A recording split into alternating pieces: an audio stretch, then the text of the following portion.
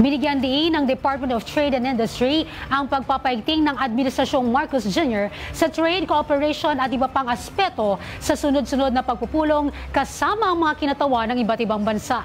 Una sa balita, si Faith Santiago. Ilang pagpupulong ang idinaos ng Department of Trade and Industry o DTI kasama ang mga delegado sa iba't ibang bansa. Unang nakipagpulong ang DTI kay Australian Ambassador Mark Innes Brown kung saan binigyang halaga ang kanilang shared commitment para sa pagpapalawig ng mga oportunidad at kooperasyon sa pagitan ng dalawang nasyon.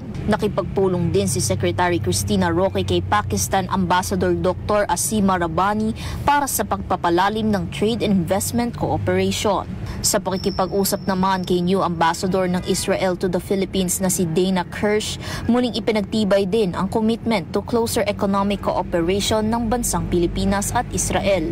Tinalakay naman ni na Secretary Roque, Dutch Ambassador Mariel Geratz at the Netherlands delegation ang pagdaos ng 2025 ADB Business Opportunities Fair. Samantala, 18 Dutch companies ang nag-explore ng partnerships ukol sa renewable energy, water management at health tech sa bansa. Ito'y malugod na tinanggap ng Pilipinas tungo sa mas malawig na investments at mas matibay na kolaborasyon. Everyone here, your presence is a strong testament of our 74-year friendship and a clear vote of confidence in the Philippines as a partner for progress. Here to make films in Filipino language. And we are trying to put up a production house here. We're looking forward to have that collaboration. Nakipagpulong din ang DTI sa presidente ng Thai Trade Representatives, Dr. Nalini Tawisin, upang lalong paigtingin ang trade at investment cooperation sa dalawang nasyon.